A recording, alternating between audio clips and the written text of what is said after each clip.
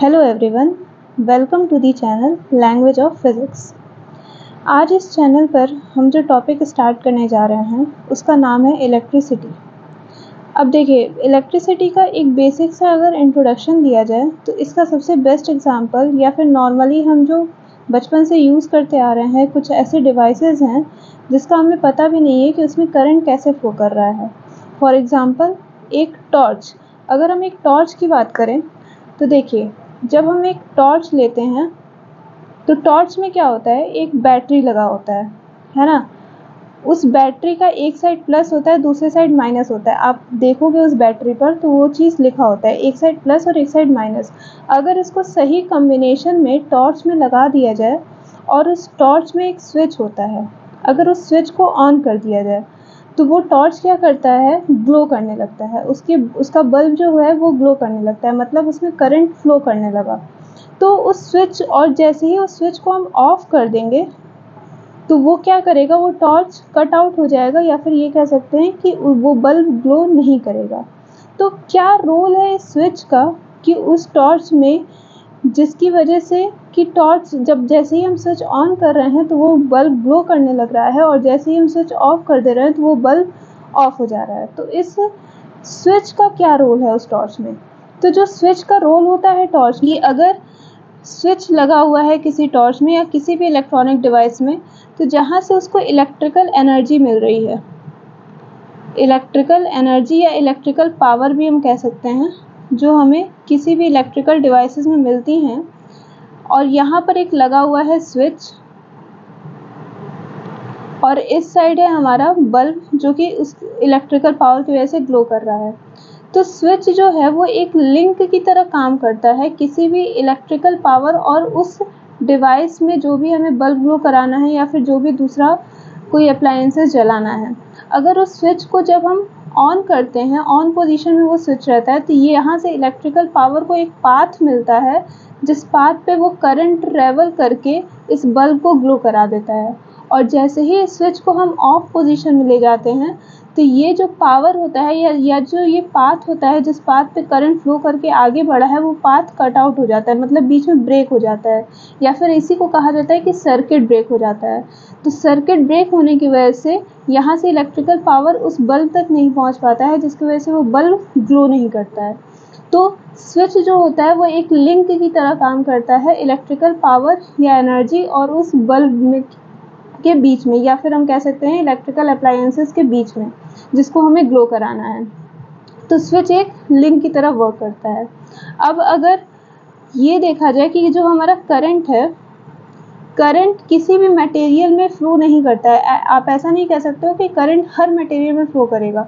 Current एक कुछ basic materials ही होते हैं, कुछ इंपॉर्टेंट मटेरियल्स ही होते हैं जिसमें वो फ्लो करता है। फॉर एग्जांपल कंडक्टर में करंट जो होता है हमेशा किसी कंडक्टर में ही फ्लो करेगा, या फिर हम लोग केमिस्ट्री के लैंग्वेज में इसको मेटल कहते हैं। अगर किसी भी डिवाइस में हमें करंट फ्लो कराना है तो वो डिवाइस कैसा होना चाहिए, मेटल होना चाहिए। मेटल होने का मतलब इसमें क्या होना चाहिए, फ्री इलेक्ट्रॉन्स होने चाहिए। क्या होने चाहिए, फ्री इलेक्ट्रॉन्स होने चाहिए।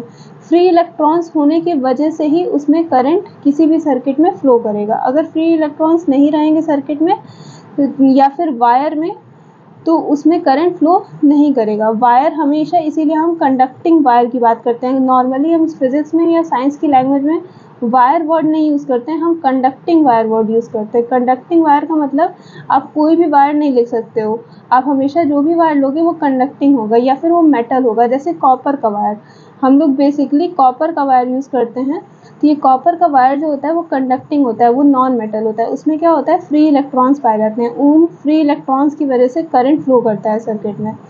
अब फ्री इलेक्ट्रॉन का मतलब क्या, कि इलेक्ट्रॉन और प्रोटॉन जो होंगे वो बाउंड स्टेट में नहीं होंगे, वो फ्री होंगे। ये इलेक्ट्रॉन कुछ अलग से ऐसे घूम रहे होंगे, और इस इलेक्ट्रॉन को जैसे ही कहीं से इलेक्ट्रिकल पावर मिलता है या इलेक्ट्रिकल एनर्जी मिलती है तो वो एक डायरेक्शन में फ्लो करने लगते हैं, और जिस डायरेक्शन में फ्लो करते हैं करंट जो होता है वो हमेशा उसके अपोजिट डायरेक्शन में फ्लो करना स्टार्ट होता है। मतलब करंट को फ्लो करने के लिए इलेक्ट्रॉन का फ्लो होना बहुत ज़रूरी है। मतलब इलेक्ट्रॉन के ही फ्लो होने की वजह से करंट हमें किसी भी सर्किट में मिलता है। अगर इलेक्ट्रॉन नहीं फ्लो करेगा सर्किट में तो करंट हमें नहीं मिलेगा। फॉर एग्जांपल अगर हम नॉन मेटल की बात करें या फिर एक वुड की बात करें तो वुड में इलेक्ट्रॉन्स नहीं होते हैं, फ्री इलेक्ट्रॉन्स नहीं पाए जाते हैं, जिसकी वजह से आप कितना भी इलेक्ट्रिकल पावर दे दो उसमें हमें करंट नहीं मिलेगा।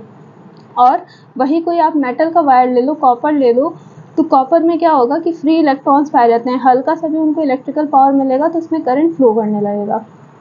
उसके बाद अब अगर इलेक्ट्रिकल सर्किट की बात की जाए तो इलेक्ट्रिकल सर्किट क्या होता है? इलेक्ट्रिकल सर्किट, इलेक्ट्रिकल सर्किट का मतलब क्या होता है? इलेक्ट्रिकल सर्किट मीन्स कि हमारा जो बॉडी ये है, जैसे आप एक वायर ले लो, एक वायर से आप एक बल्ब लगा दो, ये बल्ब है और इससे हमने एक बैटरी कनेक्ट कर दिया। अच्छा, अभी बैटरी और सेल के बीच में भी डिफरेंस बताएंगे। यहाँ पे हमने एक प्लग की लगा दिया या स्विच भी कह सकते हैं, एक यहाँ पे हमने अमीटर लगा दिया, ए से डिनोट कर रहे हैं उसे, और इस वायर को हमने कंप्लीट कर दिया। ये क्या बन गया? ये एक इलेक्ट्रिकल सर्किट है।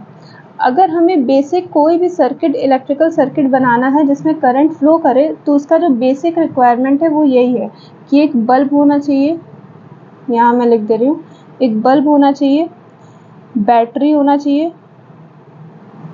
या सेल भी ले सकते हो आप, प्लग की होना चाहिए या जिसको स्विच भी कहते हैं, और एक अमीटर होना चाहिए। अमीटर एक डिवाइस होता है, ये अभी जब हम करंट की डेफिनेशन बताएंगे तो वहाँ दिखाएंगे। अमीटर एक डिवाइस होता है जो कि कितना अमाउंट ऑफ करंट फ्लो कर रहा है सर्किट में इस बात को मेज़र करता है। तो हमें बेसिक रिक्वायरमेंट यही है कोई भी इलेक्ट्रिकल सर्किट बनाने के लिए। वायर तो नॉर्मली होगा ही, कंडक्टिंग वायर एक होना चाहिए, ठीक। तो हमने क्या किया, वायर से देखिए, अच्छा ये बैटरी जो है, देखो बैटरी को हम जो डिनोट कर रहे हैं वो कुछ इस तरीके से डिनोट कर रहे हैं। ये जो बड़ी वाली लाइन होती है ये प्लस होती है और जो छोटी वाली लाइन होती है इसको हम नेगेटिव मान के चलते हैं। और करंट का जो फ्लो का जो डायरेक्शन होता है वो हमेशा प्लस से होता है। मतलब आपका अगर करंट सर्किट में फ्लो करेगा, आई से डिनोट किया जाता है करंट को, कैपिटल आई से, तो आई अमाउंट ऑफ अगर करंट फ्लो कर रहा है सर्किट में तो वो हमेशा प्लस से निकलेगा और माइनस की तरफ होकर जाएगा, हमेशा प्लस से ऐसे निकलेगा और माइनस की तरफ जाएगा। तो कभी ये मत कह देना कि करंट हमारा इस डायरेक्शन से निकल रहा है, करंट कभी भी इस डायरेक्शन नहीं निकलता है, इस डायरेक्शन से इलेक्ट्रॉन निकलता है, क्योंकि इलेक्ट्रॉन और करंट का डायरेक्शन जो होता है वो अपोजिट होता है। इस साइड से इलेक्ट्रॉन फ्लो करना स्टार्ट करता है जिसकी वजह से पॉजिटिव साइड से हमारा करंट निकलता है। तो जब यहाँ पर हमारा इलेक्ट्रिसिटी की डिस्कवरी हुई थी, जब इलेक्ट्रिसिटी जैसा कुछ ऑब्जर्व हुआ था, उस टाइम पे इलेक्ट्रॉन की डिस्कवरी नहीं हुई थी। और उस टाइम पे इलेक्ट्रॉन की डिस्कवरी न होने की वजह से ये माना गया कि करंट जो फ्लो करता है सर्किट में वो प्रोटॉन की वजह से फ्लो करता है। मतलब प्रोटॉन का डायरेक्शन जो होगा वही करंट का भी डायरेक्शन होगा। अगर प्रोटॉन इस साइड फ्लो कर रहा है सर्किट में तो करंट भी इसी साइड फ्लो कर रहा होगा। और लेकिन जब इलेक्ट्रॉन की डिस्कवरी हो गई तो इलेक्ट्रॉन को माना गया कि इलेक्ट्रॉन हमेशा करंट के अपोजिट डायरेक्शन में फ्लो करता है और यही इलेक्ट्रॉन रीज़न है किसी भी सर्किट में करंट के फ्लो होने का। अगर इलेक्ट्रॉन नहीं फ्लो करेगा, अगर इलेक्ट्रॉन बाउंड स्टेट में पाया गया, मतलब नॉन मेटल में जैसे, तो उसमें करंट नहीं फ्लो करेगा, और नहीं फ्लो करेगा तो करंट भी हमें नहीं मिलेगा। मतलब इलेक्ट्रॉन नहीं फ्लो करेगा तो करंट भी नहीं मिलेगा, ये माना गया।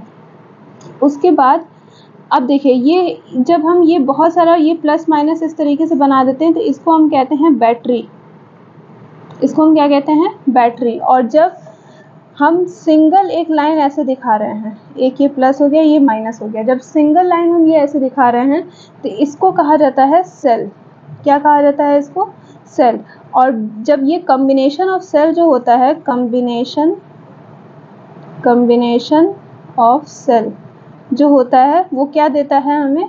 बैटरी बनाता है। कॉम्बिनेशन ऑफ सेल हमें क्या देता है? बैटरी। तो जब हम बैटरी को डिनोट करेंगे तो इस तरीके से प्लस माइनस ज़्यादा बनाएंगे, और जब हमें सेल बनाना होगा तो हम एक सिंगल लाइन से डिनोट करेंगे, ठीक। और कभी भी आप ये नहीं करिएगा कि अगर आप बैटरी दिखा रहे हो तो प्लस माइनस और ये प्लस, मतलब प्लस पे स्टार्ट हो और प्लस पे ही ख़त्म हो जाए, ये कभी नहीं होगा। बैटरी दिखाने का तरीका ये नहीं होता है, ना कि ये होता है।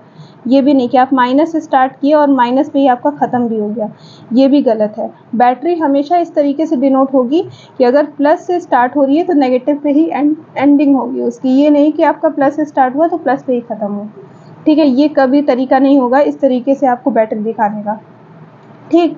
तो इलेक्ट्रिकल सर्किट बनाने का यही तरीका है कि आपको बेसिक रिक्वायर, और भी चीज़ें इसमें लगती हैं, फॉर एग्जांपल रजिस्टर लगता है, कैपेसिटर लगता है, इंडक्टर लगता है, बट बेसिक रिक्वायरमेंट सर्किट बनाने की यही है कि आपको एक जो अप्लायंसेस आपको चलाने हैं वो ले लो, बल्ब, एक बैटरी ले लो, एक प्लग की का कह लो या फिर स्विच कह लो। इसी स्विच को ऑन करने की वजह से जब हम स्विच को यहाँ पर एक पॉइंट से दिखा दिए मतलब हमारा स्विच ऑन है, और स्विच ऑन होने की वजह से इसमें करंट यहाँ से निकलेगा और ये जाएगा, और ये जैसे ही यहाँ से आया इसमें फ्लो किया, यहाँ नेगेटिव में गया, तुरंत ये बल्ब क्या हो गया, ग्लो करने लगा। और ये अमीटर क्या करने लगा, करंट दिखाने लगा कि कितना अमाउंट ऑफ करंट फ्लो कर रहा है। अमीटर एक्चुअली कुछ इस तरीके का डिवाइस होता है, यहाँ पे इसका ज़ीरो होता है, यहाँ एक निडल होती है, ये जब तक इसमें करंट नहीं फ्लो करेगा ये निडल ज़ीरो पे रहेगी, और अगर पॉजिटिव करंट फ्लो करेगा तो निडल इस साइड घूम जाएगी, और जब नेगेटिव करंट फ्लो करेगा तो निडल इस साइड घूम जाएगी। कुछ इस तरीके का डिवाइस होता है, यहाँ पर ए लिखा रहता है, ए का मतलब अमीटर, ठीक। ये हो गया इलेक्ट्रिकल सर्किट। अब करंट क्या होता है, अगर हम करंट की बात करें कि करंट क्या होता है, तो करंट हमारा होता है the rate of flow of electrical charges gives current. The rate of flow of electrical charges मतलब जो इलेक्ट्रिकल चार्जेस का मतलब क्या है, जो हम इलेक्ट्रॉन और प्रोटॉन के फ्लो की बात कर रहे हैं कि इलेक्ट्रॉन फ्लो करेगा, या फिर जब इलेक्ट्रॉन की डिस्कवरी नहीं हुई थी तब ये माना जा रहा था कि प्रोटॉन के फ्लो करने की वजह से करंट मिल रहा है। तो जो rate of flow of electron, या ये हैं क्या एक्चुअली, ये हैं चार्जेस हमारे ना, इलेक्ट्रिकल चार्जेस जिनको कहा जाता है। तो जब ये इलेक्ट्रॉन फ्लो कर रहा है सर्किट में, उसी की वजह से हमें करंट मिल रहा है। तो जितना अमाउंट ऑफ इलेक्ट्रॉन या जितना अमाउंट ऑफ चार्ज फ्लो करेगा पर यूनिट टाइम, ठीक है, चार्ज को, इलेक्ट्रिकल चार्जेस को हम क्यू से, कैपिटल क्यू से डिनोट करते हैं। तो जितना अमाउंट ऑफ चार्ज फ्लो करेगा पर यूनिट टाइम, एक पर्टिकुलर टाइम इंटरवल में जितना अमाउंट ऑफ चार्ज फ्लो करेगा, यही हमें क्या देगा, करंट देगा। करंट को हम कैपिटल आई से डिनोट करते हैं, ठीक है। तो जितना अमाउंट ऑफ चार्ज फ्लो कर रहा है सर्किट में पर यूनिट टाइम, वो हमें क्या देता है, करंट देता है। अब ये जो करंट है, अगर हम चार्ज की यूनिट की बात करें, यूनिट ऑफ चार्ज, चार्ज की अगर यूनिट की बात करें तो चार्ज की यूनिट जो होती है वो होती है कूलॉम, पता होगा आपको, कैपिटल सी से डिनोट करते हैं इसको। और टाइम की जो यूनिट होती है वो सेकंड होती है ना। तो यहाँ से जो करंट की जो यूनिट आती है, करंट की यूनिट एम्पियर होती है, एम्पियर, इसको कैपिटल ए से डिनोट करते हैं, ठीक है। इतना 1 ampere 2 ampere of current flow करेगा अगर सर्किट में तो।